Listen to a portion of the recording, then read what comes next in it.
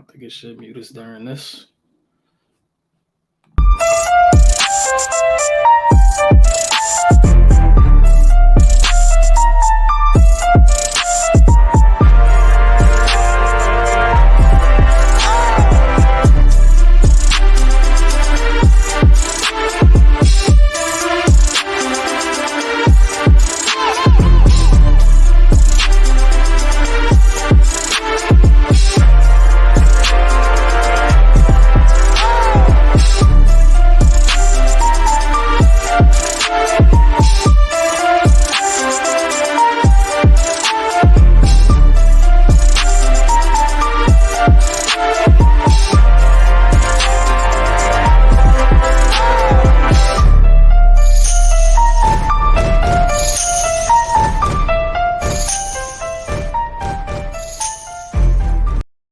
Good evening, everyone. Welcome to this week edition of the Focus TV. It's season 5, episode 53. Joined by Octavia White. We got Cardell W. Jr. checking in from the Smith Center. GW's in action. I'm Wilson Tarbay Jr. That said, Cardell, what's going on with GW? Yeah, right now, GW's in the dogfight. They're down 41-28. The second half just started, about 17:50 left in the second half. GW, this team, UC San Diego, came in 1-4, but they're not playing games, man. They came in here, they look sharp, they look ready, not intimidated at all, and honestly, they're just taking it to GW. They're more physical. GW is pretty big, but UC San Diego is bigger. You know, they have a footer, they have a 6'9" guy, and they have a 6'10" guy, but they have girth. You know what I mean? They're not slim like GW's guys are kind of slim, more athletic, mobile.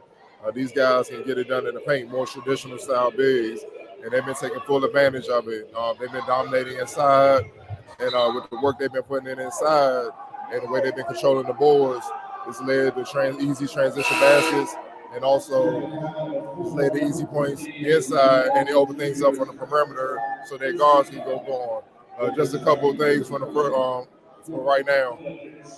UC San Diego, they're up there 20-8 points in the paint, and they've scored 17 points off of GW's 10 turnovers. It's hard to win a game like that. But meanwhile, their pressure defense, their length, they're making GW work. And GW at half shooting over a little over 30% at the half. So right now they look like they kind of getting a little momentum, man, but they got to keep it up. UC San Diego's best players is a guy named Bryce Pope.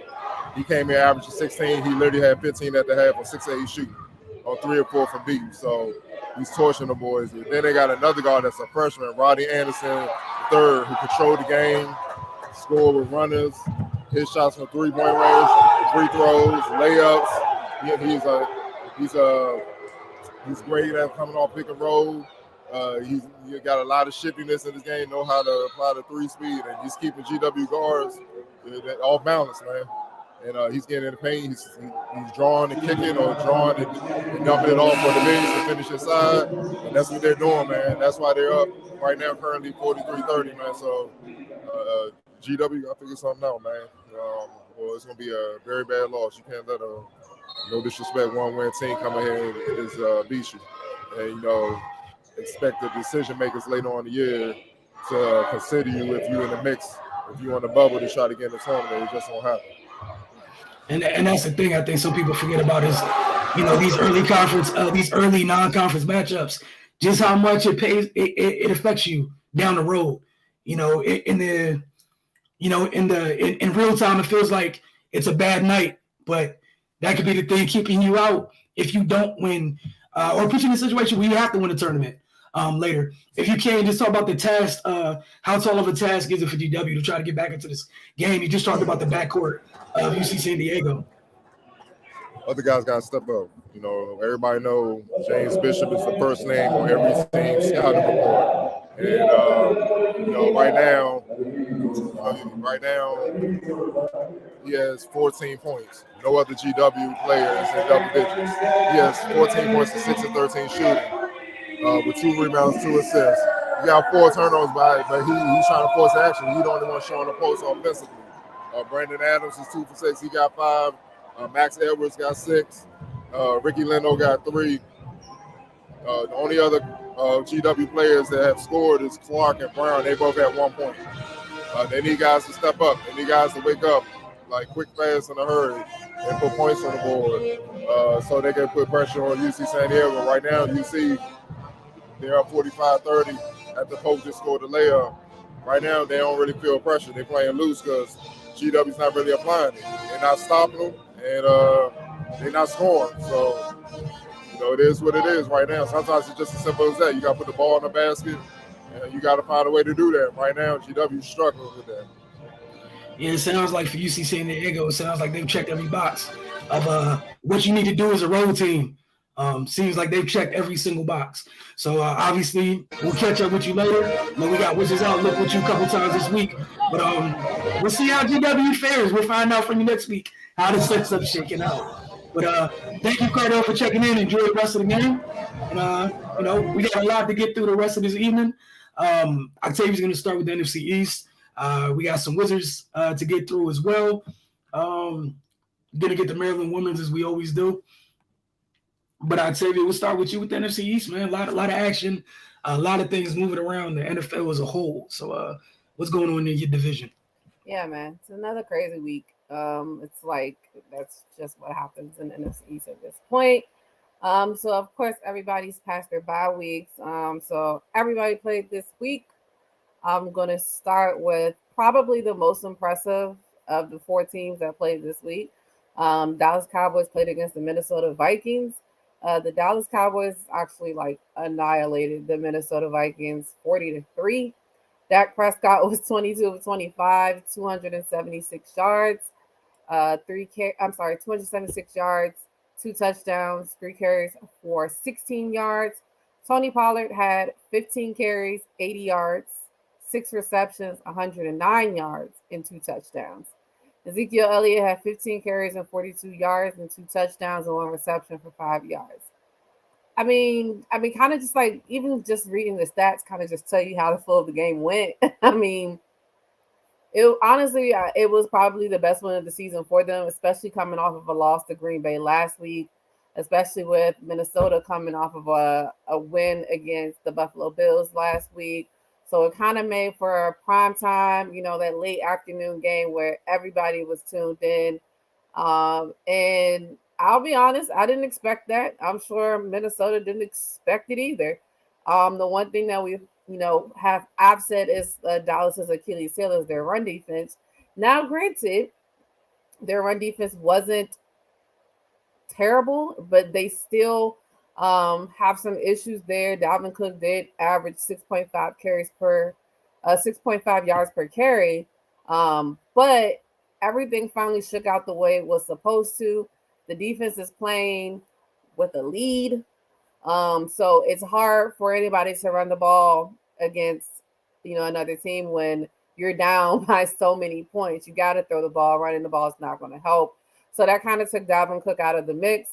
And one thing that I've been hearing with the 2 losses that Minnesota has suffered this year against 2 NFC East teams, which would be the Dallas Cowboys and the Philadelphia Eagles, both teams were able to shut down Justin Jefferson, kind of basically make Kirk Cousins throw the ball to somebody else. Because just like we saw last week when he played against the Buffalo Bills, he can just kind of close his eyes and throw it up there and know Justin Jefferson is going to be somewhere up there and grab it. But not this week, not week 2 when they played against the Philadelphia Eagles. He was shut down and nobody really gave him any help. So it was kind of rough to see, for them, for Minnesota. But if you're a Cowboys fan, it was probably really good to see them kind of put everything together. I mean, again, the defense played their butts off. I mean, Michael Parsons had 2 sacks and the defense posted a season high 7 sacks from 5 different players. We've been talking about, is it Tony Pollard's time? Is it Zeke's time? Now, to me, Tony's stats speak a higher volume than Zeke's stats. Now, yes, Zeke also did have 2 touchdowns, but one of those touchdowns came on the back of Tony Pollard. I mean, literally, Tony Pollard did all the work, and Zeke got a 1-yard touchdown, okay? So, I know the big discrepancy or things that everybody is talking about is should Tony Pollard be the starter? And I've heard a lot of people say this, and I also agree. I don't think it matters who's the starter. I just think it matters who the game goes through. And it should be Tony Pollard. I'm sorry. It just should be. He's giving you so much more production in the passing game and in the running game. Now, I know that they like to harp on the fact that, Zeke is really good at pass blocking, so that's great and all, but their offensive line has actually been pretty decent this year. Granted, with all of the movements and things that we talked about early on in the season. So I just don't understand the point of it, except just, trying to make it Zeke's thing. Tony Pollard, if not this year, definitely next year, he will be the number one guy in Dallas. Tony Pollard became the first Cowboys running back with at least 100 yards receiving and 50 yards rushing in the same game since Emmitt Smith in 1993. Ezekiel Elliott ain't never done that. I'm just saying. 93? 93. Yeah. Same. The only Cowboys running back with at least 100 yards receiving and at least 50 yards rushing in the same game since Emmitt in 93. Zeke's been there a while, y'all. Dak had another good game. I know a lot of rumblings, after the loss last week is, Dak. I mean, I hate this. We hear this every year. Is Dak top 5? Is he top 10? Is he a good quarterback or is he a great quarterback? Dak's just good. Let's just call it what it is.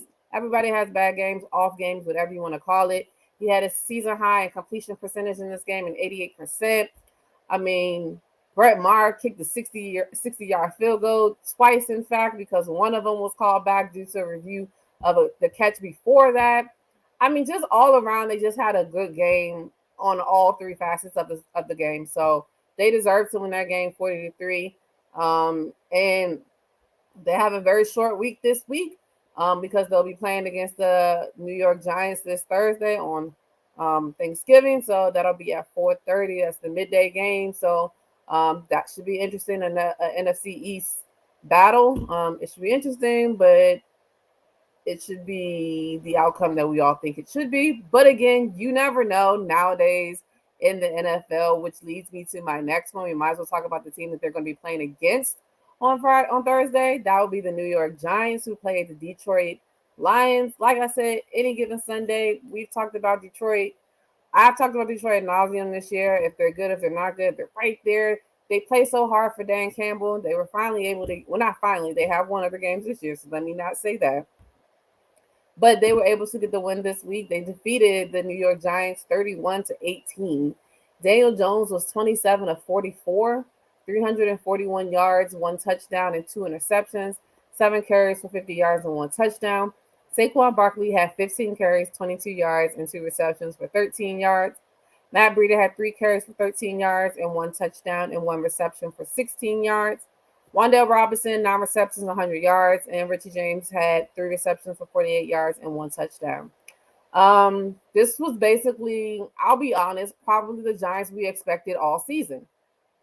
Unfortunately, it's bad to say that, but this is what we were expecting, coming in with a new head coach, a new GM, not picking up Daniel Jones's 5th-year option, Saquon Barkley coming back off the knee injury, not really knowing what's going on with Kadarius Toney, even though he's no longer there, not knowing what's going on with Kenny Golladay, not knowing what's going on with a lot of these players that they were going to have. So I honestly thought that this was kind of be what we would see, but they've been playing really, really hard underneath Brian Daboll.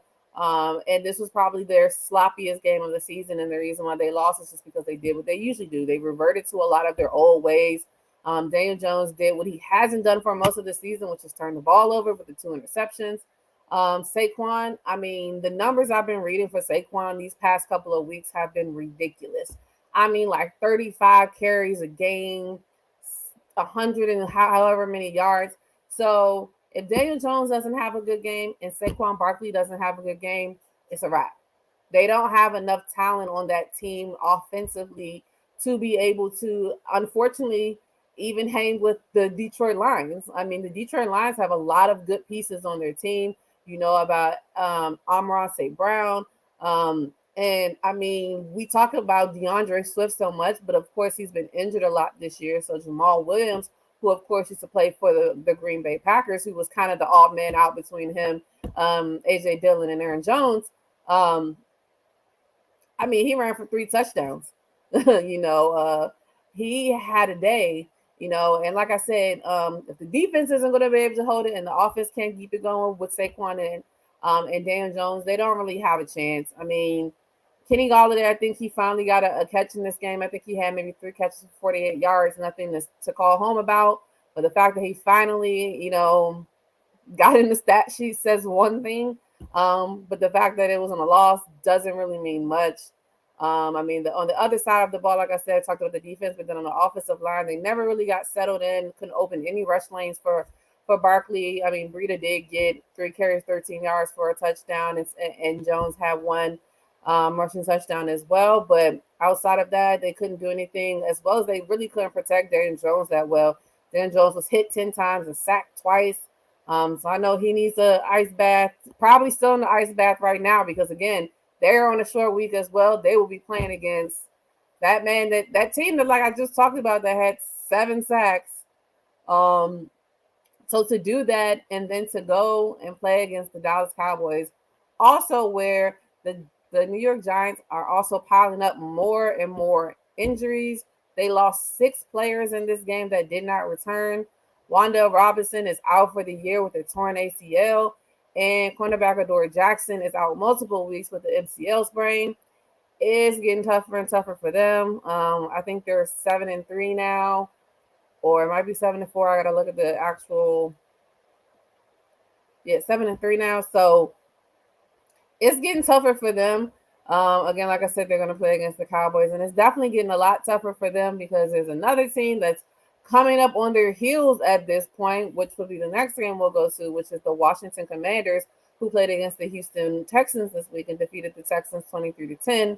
Taylor Heineke was 15-27, 191 yards, 3 carries for 2 yards.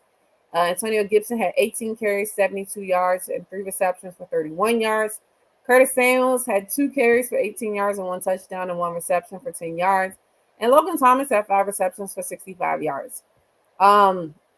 Like I said, the Commanders are coming on. I believe they won their last 5 or 6 games that they've played. Taylor Heineke, ever since Carson Wentz went on IR, it's been a different story on the offensive side for them. And even before I get to the offense, the defense is playing lights out. Now, granted, and I'm only going to say this because everybody's been saying it about my team all year. Who have you played? Who have you played? Now, let's say this was against the Houston Texans, who are currently number 1 as far as draft next year. That's how bad they are. I believe they're 1-8-1. So let's tailor it a little bit. But again, I also say as well, you got to play what's in front of you. But their defense is, outside of who they're playing, their defense is definitely coming on strong. They sacked Davis Mills 5 times. Also keeping the potential offensive rookie of the year, offensive rookie player of the year, Dameon Pierce, to 8 yards on 10 carries. And I mean, Dameon Pierce has been running people over. Trust me, I saw it firsthand when we played them on Thursday nights. He had a day. Darren Payne and Jonathan Allen are having a great year. And to top it all off, we still haven't seen Chase Young, who they have officially activated off IR and is expected to play this week. So that should be interesting to see how he gets in the mix with them. And they're just doing enough. I mean, Taylor Heineke, to me, was the definition of a game manager. He did just enough, was able to protect the ball. He didn't do too much. He didn't throw the ball away. He protected it. Although he had a couple of scares, there was a pass where it should have been intercepted, but they dropped it, and I think he fumbled it, but he recovered it as well. My only question is, will it be enough to keep Carson Wentz on the sidelines? I mean, it's just still a fascinating story because, like I said, they're slowly creeping up more and more into the playoff mix. Like I said, with the Giants now, kind of not looking too good, possibly getting another loss, like I said, playing against the Dallas Cowboys this week. I mean, the Washington Commanders are now above 500. They're 6-5. They're still 4th in the NFC East right now, but things can change so fast. So, I mean, you never know. It's Also, the running tandem of Gibson and Robertson Jr. is paying off as well. They combined for 129 yards rushing. And it's working just like I think they want it to work. Like I personally like Robertson Jr. a little bit better, but I do see the potential and the payoff for having Gibson out there as well. And it seems like they're content with having them split the carries. I believe they both had about 15 to 18 carries in this game. And they both pretty much ran for a similar amount. So it's like you get rid of one and the next one comes in with fresher legs. So it keeps their running game going. And you can kind of see since the game that they played against the Philadelphia Eagles, they've been really honing into their run game and trying to keep possession of the ball and the time of possession higher for them and lower for the other team. Secondary is playing much better after trading William Jackson III. Benjamin St. Juste and Kendall Fuller are playing really, really well. Fuller had a pick 6 in this game. So they're making good strides. They're going to play against the Atlanta Falcons, who honestly somehow keep finding a way to win games. Let's be real. They are, they're doing a lot better than I probably thought they would. And Cordell Patterson being Cordell Patterson, which is just crazy. But yeah, so they'll be playing against the Falcons on Sunday at 1:00. Last but not least, the Philadelphia Eagles played against the Indianapolis Colts. They defeated the Colts 17-16. Jalen Hurts was 18-25, 190 yards, 1 touchdown, 16 carries for 18 yards. 190 yards passing, 1 touchdown, 16 carries, 86 yards, and 1 rushing touchdown. Miles Sanders had 13 carries for 47 yards. Devontae Smith had 6 receptions for 78 yards. And Quez Watkins, 2 receptions, 31 yards, and 1 touchdown. This is probably, I won't say second week in a row because we lost last week. But second week in a row where it's been a little bit sloppy. But the one thing that I do like about the game is if you look back on it, I mean, the Kansas City Chiefs lost to the Indianapolis Colts when they weren't playing well, but they weren't able to get the W. The Philadelphia Eagles did not play well in this game, but they somehow was able to pull it out. And honestly, I like that. A lot of the conversations has been, they haven't been tested. They've been ahead in all the games. What are they going to do when they're down? So it was nice to see that they're able to do that. Even with a lot of big losses that we've had as far as personnel. The loss of Dallas Goedert showed immediately in this game, in the passing game and in the blocking game. Jack Stoll and Tyree Jackson both had untimely penalties to start promising drives that if Dallas Goedert was in, now granted, I'm not saying it wouldn't have happened. I just think it would have been less likely to happen. You never know because he's had his penalties as well. So I just think it would have been less likely to happen.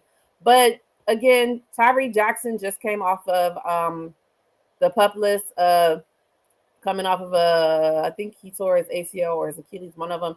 He's just now coming off of that. Jack Stoll, of course, didn't get a lot of run, and Caltera didn't get a lot either. So I'm giving them the benefit of the doubt. They have to work in a little bit. They weren't getting a lot of first-team reps, obviously, with Dallas Goedert playing. So give them a little bit of time. I think that they'll be better next week. The run defense looked a whole heck of a lot better, minus the opening possession of the game. Minus that. In the opening possession of the game for the Colts, Taylor rushed for 49 yards and a touchdown. But after that, they were able to hold Teddy to 35 yards for the rest of the game.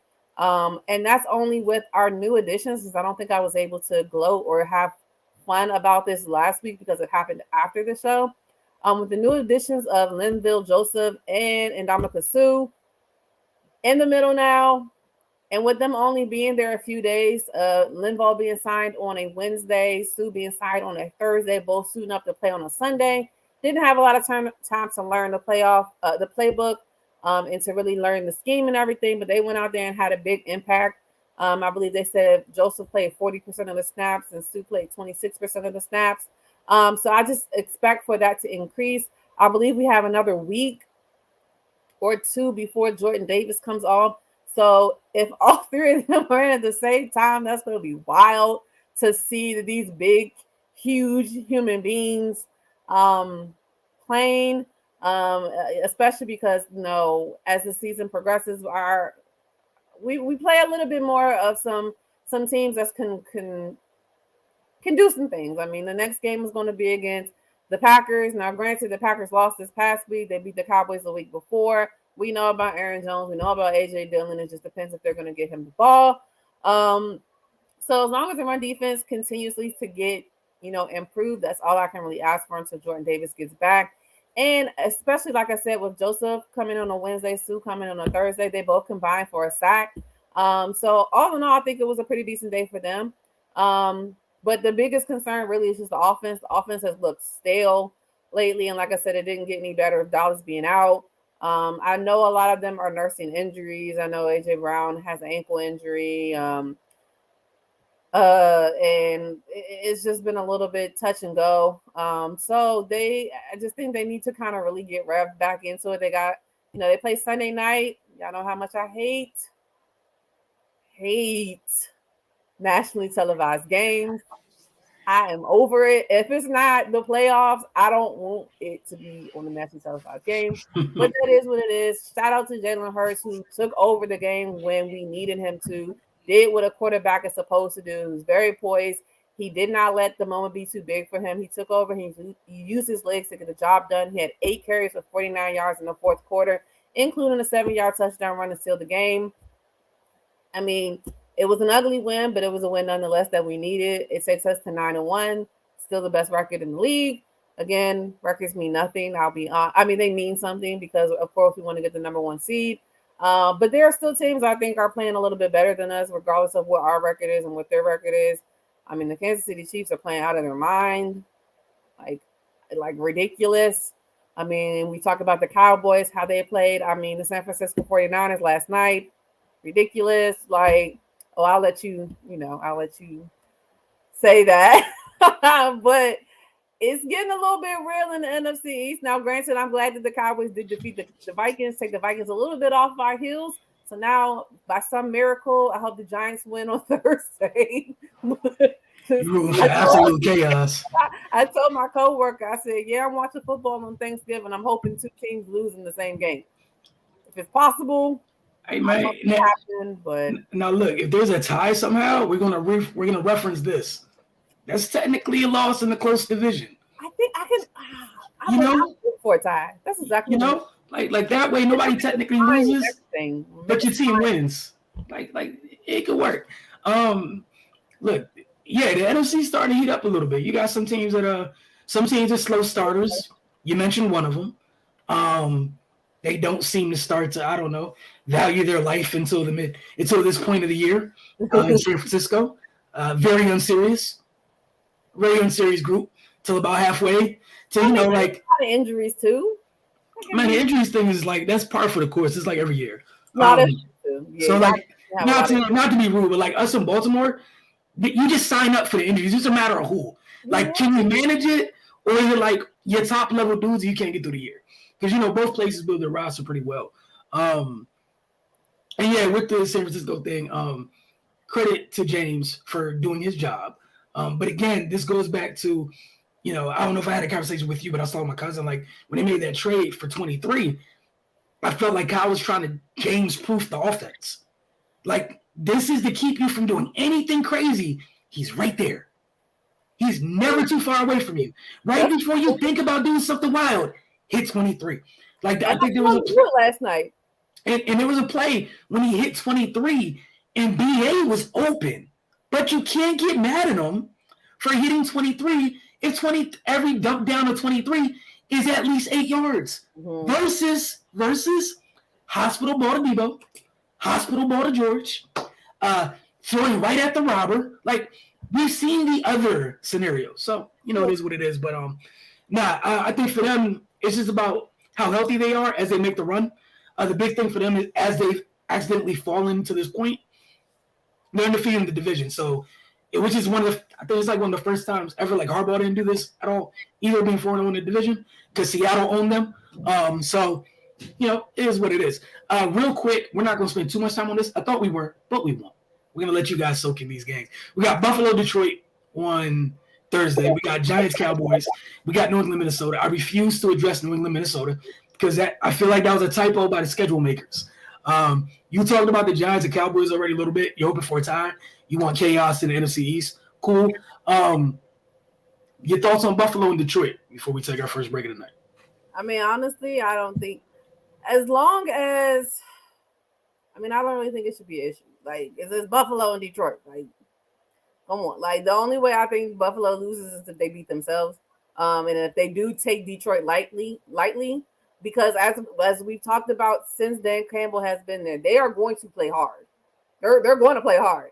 And just from watching Hard Knocks last season and kind of seeing how like their coaches are and how like their core players are, like they want to prove something to people. Like, so and what other way would, like, it's a perfect way to do it on a nationally televised game against the team that everybody is saying is supposed to win the Super Bowl. So it could be a trap game where they definitely have to make sure, that they are on their P's and Q's. Josh Allen isn't throwing red zone interceptions like he's been doing these last couple of weeks. He's protecting himself as well, because we know with the Tommy John injury, ulcer, whatever injury with his elbow. I mean, watching not this past week, but I think it was last week where he tried to punch the ball out. I was like, bro, sit down, So as long as he doesn't put himself in harm's way, and honestly, it seems like as long as they listen to Stephon Diggs, because Stephon Diggs goes and he talks to coaches. Next thing you know, Stephon Diggs gets the ball and they score and they win. So hey man, sometimes you listen to, I don't know, your best player on offense sometimes. I'm saying, and it seems like they're trying to get their running game, a little bit more physical now. Like, I honestly thought that James Cook would have been playing a lot more. Me too.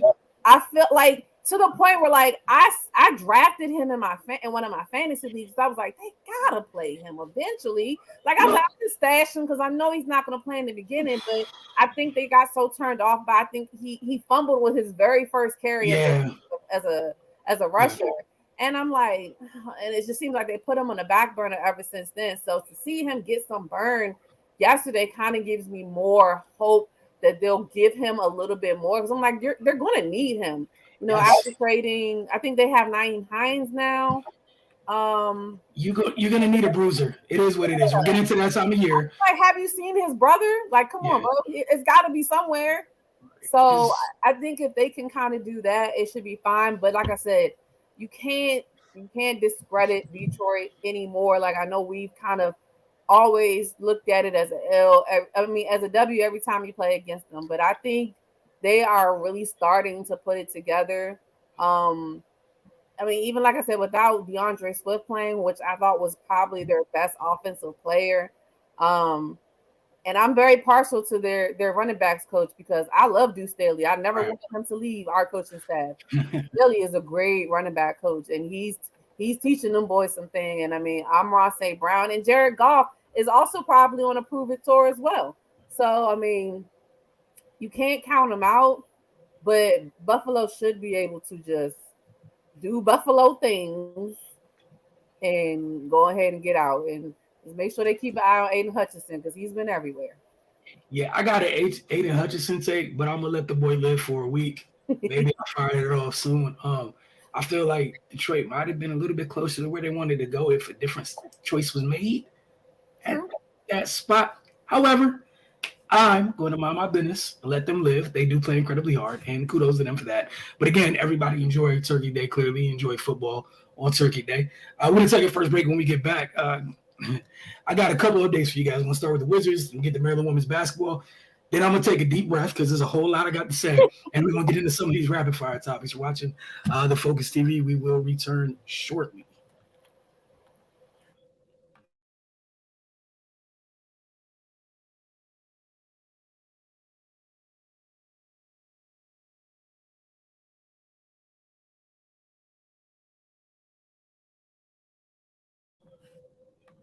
Welcome back to the Focus TV. As promised, we're going to get to the Wizards. They've been a little bit busy since the last time we talked to you all. They've played 3 games.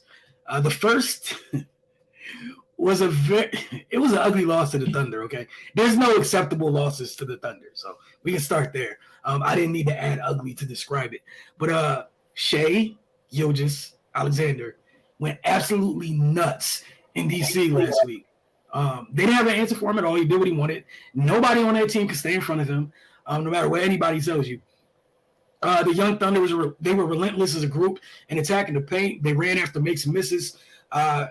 It just didn't matter. And Gilgeous-Alexander finished with 42 points, including a game winner on a step-back three after Washington switched for Lord knows why, and it cost them. They then played the Miami Heat, which essentially was Kyle Lowry and whatever Miami's G League team is, because it was a skeleton's crew. It was literally Kyle Lowry, the center they had just called up from Sioux Falls, Nikola Jovic, who obviously they drafted in the first round. You want to get him minutes and whatnot, but he played like 30 minutes that night. It was that type of night. You would think Washington, you could contain Kyle Lowry, you handle your business, you have a nice relaxed evening. No. Lowry had a monster triple-double with 24 points, 15 assists, and 10 rebounds. Big Kyle Lowry performance. Kyle Kuzma hit a corner three to force OT. Beal found him with the pass. It was a really nice pass by Braille, skip pass to the corner. Brad scored 17. Porzingis had 20 and 17 in the win. One of the things we didn't agree with as a group, we all weren't fans of on Wizards Outlook that night. Well, there's a couple of quotes by Wizards player where they're like, "Oh, well, it was a trap game." You, as an organization, have not been in a position in quite some time to look at anybody else in this league and call a set game a trap game. Especially when other teams have you circled on their calendars and they come to DC and take a break. Like the Grizzlies came out here and they set everybody not named Dylan Brooks and Steven Adams. It was Dylan Brooks, Steven Adams, and the bench. Miami, I just talked about the skeleton crew. Washington's going to play, depending on who plays Wednesday and Friday in those matchups, because Washington has two away games, and Miami, you didn't even play the actual Heat last week, and you held on for dear life. That was just Kyle Lowry and them. There was no Jimmy Butler, no Bam Adebayo, no Tyler Hero. It was just bad. That said, a win's a win, and we're gonna let that be. But that had a nasty feeling afterward. In the last of the three home games, Washington held off the Charlotte Hornets 106-102. As usual, they made things a little bit more difficult than they needed to down the stretch. Kuz had 28 points in the fourth, 28 points on the night, but in the fourth quarter, he started that quarter on the heater. I feel like he had at least 11 of that 28 to start the third quarter, and the Wizards really needed it. They were playing shorthanded that night, did not have Monte Morris. They did not have Rui Hachimura, who's literally averages scores in double figures coming off the bench, which is huge. So you take that production away, it's extra pressure on your starters, clearly. And the starters were up to it. The starters all scored in double figures that night. Beal finished with 26 points, but he picked up a knock and wasn't able to finish the game due to injury. So he couldn't play the last 9.8 seconds of that game. They played enough defense. They won. Corey Kispert had a very good game, and including like the free throws, the ices. And shout out to Corey Kispert. He's been like, okay, he's kind of been, how people don't have patience for young players getting better. He's done that. He's taken a really nice step, just like his fellow Gonzaga mate on the team, and Rui Hachimura has done this entire time too. And then up next for Washington, they got Miami Wednesday, Miami Friday. So we'll update you on what this team looks like next week. I know by the time we talk to you next week, when we take this, they will have had 2 games against Miami, and I think they're not in Charlotte. I'm sorry, but they have Minnesota next Monday night. So there's gonna be another 3 games, and Ray should be breaking it down. But in the outlook of everything, bird's eye view, they're in 5th in a really ugly, mucky early NBA season where the standings are topsy-turvy. They're in 5th. Yeah, we don't have to like it, but they're in 5th. It hasn't been pretty at all. That's something everybody can agree on. As far as Maryland women's, last week, let you guys know what they've been up to. They had 3 games this past week. The Terps passed a big test on the road. This is the biggest of those 3. At Baylor, so they went to Waco. They beat Baylor 73-68. Diamond Miller had a career-high 32 points and then added 10 rebounds. It was her 5th career double-double. Abby Myers, she added 13 points. She also had 10 rebounds, so that's great. I told you guys before the South Carolina game, Maryland doesn't have a ton of size. The size is actually on the wings. They just have an array of 6-footers on the wing, like between the 2 and the 4, just a bunch of 6-footers. No true 5s though. That said, they know the importance of having to hit the glass, and they did it in this one. Faith Massonis, who, she's the do everything She plays that role, a couple years ago before she got hurt. She's kind of like their Draymond in the fact that she does a lot. She can initiate their offense. And I'm sure it was great to have her back because I don't know if they win that game without having, because she essentially has to play center more often than not. And she's kind of undersized because she's a 6'1" wing, essentially. But 8 points, 8 rebounds. And again, everything else she brings to the table is another veteran on that team. It's a big win for this group. They rebounded from the loss to South Carolina. They won their next 2 games. They beat a veteran Fordham team. Credit to them. And then they put hands on Davidson. Again, credit to them. They showed grit in the second half of this one against Baylor. Baylor's a home team. It's a top 20 program. This was a top 20 matchup. And they were able to turn away Baylor every time Baylor made a run. So this is the type of win you could definitely grow from. And the other thing that was great for Maryland, and it started slowly. Abby Myers has started the year hot. She's kind of the designated outside shooter. But as a group, they shot 8 of 15 from deep against the Bears, and that went a long way when you're I don't even like calling them a small team because their guards are huge. When you're a team that doesn't have post players, like in South Carolina, being able to have that space is huge. And that space is what allowed, Diamond to attack her main off the bounce, get into the lanes, do what she does best. Also, update on Coach Free. She is now 4 wins away from 600 career wins. So congrats on that. I'm sure we'll be, talking about that soon. But big ups there for that. Up next, Maryland will face DePaul on Friday in the Fort Myers tip-off. And also Diamond Miller, shocker, was named Big Ten Player of the Week after a big win over Davidson and then the road win over Baylor. Diamond averaged 25.5 points, 7 rebounds, 4.5 assists, and 2.5 steals. And she shot 53% from the floor. Ooh. There's a reason she got that award. It's very simple. Again, we'll have another update for you guys next week, like we always do with Wizards, NFC East, Maryland. Next week, no DC United news. Like there was a little bit of news, but it's the off season. I'm only really gonna take the time to have a segment about them when it's a good chunk of news. Like I don't want to do that to you guys, because someone's gonna be like, I already knew that. Why did you wait and tell me that? We're gonna take our second break. When we get back, obviously I'm not Cardell, but we got some interesting rapid fire discussions. One of them was about somebody you mentioned earlier, so I guess we might start there. So that's what I'm gonna take the time to decide on during the break. It was somebody you mentioned, the NFC East. Actually, I got 2 NFC East related questions or topics. Cool. So you're watching the Focus TV. We will return shortly.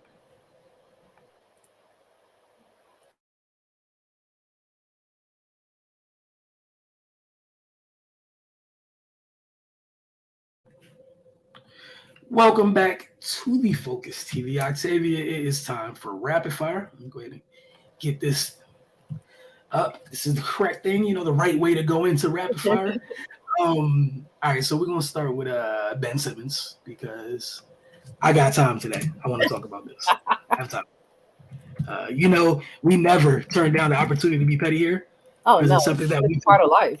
We take great pride in here on this program.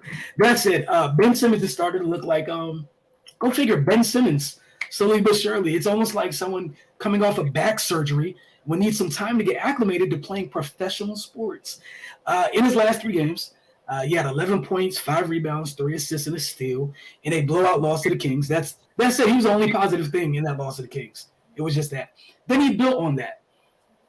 Following that performance up with 15 points, 13 rebounds, 7 assists and a block, and then 22 points, 8 rebounds, 5 assists and a steal, and wins against your Blazers and the Grizzlies. Had to do that. That said, your thoughts on Ben. First of all, your thoughts on his performances as of late, and then secondly, what do you think about the folks that came all the way out of the woodwork to just stop on the end of his career, essentially, and then now it's just kind of eerily quiet about Ben. So, I mean, I definitely think if you're gonna say something, stand on it. When it comes down to how you feel about Ben Simmons, I'll be completely honest. I've had conflicting thoughts. I've definitely believed that some of it was just I play when I want to play, or I'm scared, or whatever it is. But it's nice to see him back to where he was. The Ben Simmons of like not even last season because he didn't play last season, but the last time we saw him play, like that Ben Simmons to me was crazy. Like I've never seen somebody play a professional sport and like literally pass up like the one thing that everybody wants to do in said professional sports. So it was definitely off to me. But it's nice to see him kind of getting going. You know, I want to see more to be more consistent, completely honest. You know, they're playing the Philly tonight. He has 9 points, he's 3 of 6. I mean, he's 3 or 4 from the free throw line, which is crazy. So maybe he has finally turned the corner. If he has, you know, more power to him. Maybe Brooklyn, you know, the noise will finally settle down, you know, until Kyrie does something else. We know that'll happen eventually. But yeah, I mean, the 22 points was probably the biggest shocker to me. I didn't even know he could still do that. So maybe he really is getting healthy enough. You know, he's definitely stood on the fact that he's always said that it was injuries. It was never not his desire or his will not to play. Hopefully we don't see anything kind of like creep back in because granted, you know, talking about him being, if you want to call it scared, afraid, whatever you want to do. I mean, we saw a couple of flashes of that earlier in this season. So as long as he's able to kind of really put that behind him and play like he's supposed to play, like nobody, in my opinion, if you think that Ben Simmons is like a knockdown scorer like KD or Steph, you're looking at the wrong player because that's not what he's there for. He's there to play defense. He's there to give energy. He's there to get assists. He's there to give rebounds. That's what he's there for. So as long as he can play his role the way he's supposed to, but still at the same time make the correct plays, because you can't be rebounding the ball and be 2 feet away from the basket and passing it all the way back out when you got an easy layup. So as long as he's able to still, you know, play his role but still be a basketball player at the end of the day, I think he'll be fine. And I think he's proven it now. So as long as he's able to continuously do that, you know, granted, we're still very early into the season. We're about they played 17 games or 8 and 9. And like you talked about the East and the West being topsy-turvy as far as who's at the top and who's at the bottom. They got a long way to go, you know, and there's a lot of good teams in the East that I know we talked about the ones that are surprising us, but there's still those top teams that have always been there. The Boston Celtics, the Milwaukee Bucks, who still aren't completely healthy as well. Both teams, you know, with Boston missing Robert Williams, and then with Milwaukee still not having Chris Middleton. So you're already a little bit behind. So they definitely have to be able to put it together for solid periods of time. And a little bit of me hope they do, because I want to see Jacques Vaughn get some credit. You know, I definitely think he's kind of looked like not the scapegoat, but he's kind of looked like I can't have this girl, so I guess I'll just have her kind of thing. So I want him to prove, because, you know, I think he deserves to be a head coach, and I think he deserves to be wanted as a head coach, not to just say that, oh, well, you know, if we would have got Ime, it would have just been too much, so we'll just keep on. So hopefully he's able to prove his work to them as well. And they're going to do enough, you know, just not enough to beat the Boston Celtics. That's my East team. So outside of that, I'm good very much. And like you said, they got a long way to go. But you know, me and my guy Samar was just always talking like through this year. It was just like after I think he had his knee drained or whatever, he's come back and he looks like he can move again. Like I know I had surgery on my back and learn to walk again. You know, just different. Like even the way you used to move feels weird. Like that's a professional athlete. That's a 6'11", 240-pound man. When I think against the Blazers, when I saw him sit down in the defensive stance against Dame, I was like, it's Ben. For the first time this year, I was like, he almost moves like Ben. Then we started seeing him be explosive little by little. But like you said, we're only 20 games in, and clearly it's about consistency. And that's the thing. This team right here, I don't care about right now. It's about what they look like at the end of the year. Like their job is to, if you can, you know, put out your little how many days since Kyrie did whatever, get your chart up and keep it at 0. Your job is to keep that, your job is to keep that thing turning so you never have to go back to 0, right? Yeah. Unless you move into 10, 20, things like that. So that's the big part of that. But Another question: the New York Football Giants. Yeah. Ooh, what about? Oh yeah. This should be fun. Let me go ahead and get that keyed up real quick. The Giants. We all know what they've done this season. They're 7-3 on the year. It is impressive. That's it. Daniel Jones, aka Danny Dimes, aka Vanilla Vic, out of Saquon's mouth, which was hilarious to me last week. Hilarious, and I'm that's what he's gonna be known as from here on out. He stole for 1,937 yards this season. He has 9 touchdowns, 4 interceptions. You just talked about what this week looked like. Do they keep Jones going forward? They're gonna have picks, so you said what? They're gonna have picks and money. So that's what I'm saying. I was like, and I don't think. Well, one, I don't think they can keep both between him and Saquon. That's one. But Saquon, as well as he's been playing this year, he needs to get re-signed too. So they gotta have enough money for him. So that's one thing. How much is Daniel willing to take? How much is he willing to receive, and how much is he willing to get cut off of his salary for them to have other people? Is also going to be a thing, because they have a lot of needs that they need. They need wide receivers. If they're going to keep Saquon, they need to pay him. And this is one thing that I think about when I even look at my team. A lot of people are saying, like, how do y'all have all this money to go keep getting all these people? That's because we have a quarterback on a rookie deal. So we got extra money. And with them having a new regime, as far as a new head coach, a new GM, Danny not their guy. Not saying that he can't become their guy. Right. Not saying that he can't become their guy, but they have no skin in this game. If he stays and he's good, cool. If he's not, it ain't on my watch. I ain't got to worry about it. And we know it's a quarterback-heavy draft. So, I mean... So, I guess my question to you, right? So, in terms of how, I'm interpreting it is, if in a vacuum you're just like, hey, I need an upgrade, right? Cool, I immediately need one. However, I'm kind of like, what if I give you, maybe a fake 2-year deal? That's essentially a 1-year deal, right? Or I give you 3 years Monopoly money. I break Saquon off. I go in the draft, and I fill out the wide receiver room. I fill out the rest of my roster. And then you're the last thing I fix? Or do I go in this draft and free agency? Do I get into James in the James Garoppolo sweepstakes, bring him in immediately, go in the draft and get some wide receivers and be like, we're gonna hit the ground running? Or do you move Saquon for what you can move him? You know what I'm saying? There's a lot of options. Where do you go? There's so many ways. That's the tough part. You guys are an example. What you did with your team. You had your quarterback, but you drafted another one because you felt how you felt. You were like, but you drafted another one. The fact that the new one is on a rookie deal has allowed you to go spend absurd amounts of money and do crazy things. So your roster you guys haven't had to start restocking it yet. You're getting close though. You got 2 more years, and then you got to start, Which is why they're going hard now, because it's like, we got to win now. Yeah. Because in 2 years, when you got to pay Jalen, then he's going to have to carry some of the things that aren't the same. And that's how it goes. Or do you do it the way the team I root for did it, whereas you build the whole roster and you keep Danny, where it's like, I'm gonna give you every opportunity not to crash the car, but I made sure that the car has everything you need.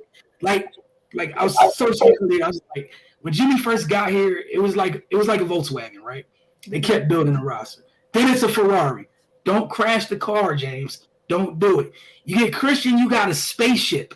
Just keep it steady, right? They don't even want you to use everything the vehicle is capable of. Just keep it steady. Autopilot. Don't even get autopilot and make sure the button stays lit. That's your job, right? That's it. Make sure, if it tips some, put it back, and then take your hands off the wheel.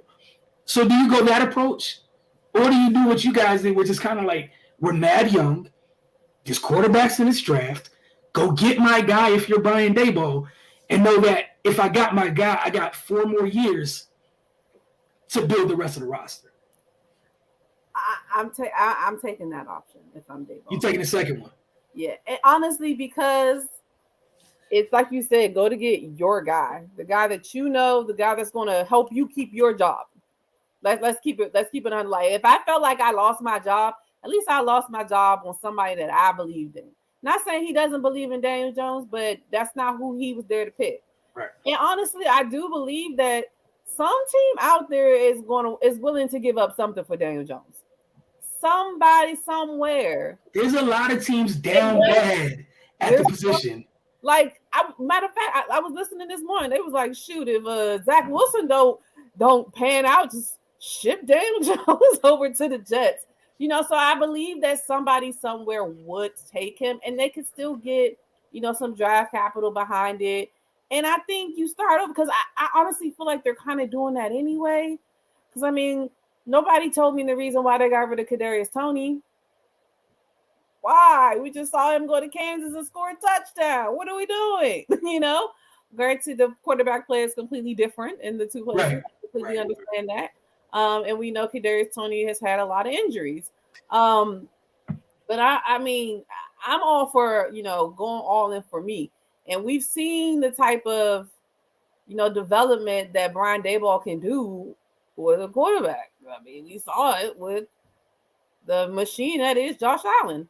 So we know he has good, you know, decision-making skills when it comes to evaluating them, you know. And I mean, granted, I don't think it's 100% Daniel Jones's fault, but he hasn't had a good showing in these 4 years. There's nothing that's going to make me, there's nothing that like neon light flashes that stands out to me that I feel like I can't get from somebody else.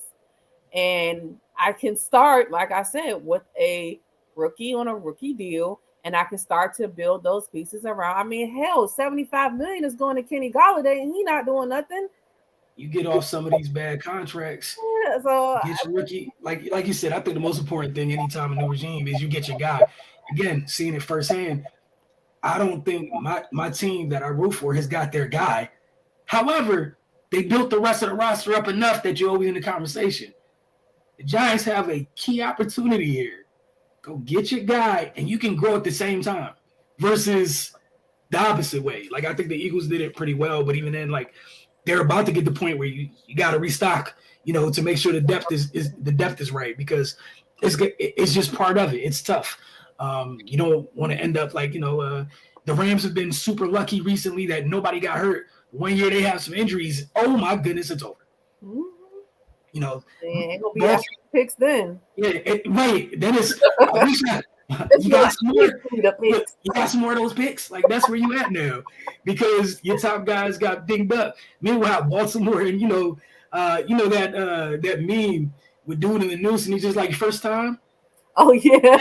That's what Baltimore and San Fran are every year with injuries, and other teams just like, we've been here before. Just the next guy just needs to be able to do the job, and sometimes that it really just comes down to that. I want to thank you guys for tuning in. As always, we truly appreciate it. Don't forget, you watch Focus TV Wednesday mornings at 9 a.m. on our Roku channel. If you have a Roku television or device, all you have to do is hit the search box, type in the Focus TV, double tap OK, and it's done. And for our local residents without Roku, every Friday at 10 p.m. on DC TV, and Saturdays on DC TV as well. Friday at 10 p.m., Saturday at 4:30. If you live outside the city, you can also watch DC TV on just dctv.org. Don't forget to get over to thefocustv.com and follow the Focus TV and all your social media mediums, because Wizards Outlook, so many other different shows we have. There's too much going on, so it's a great time to follow. And for Octavia and myself, y'all have a great week. Appreciate you guys spending time with us. Thanksgiving. Happy Thanksgiving, as she said.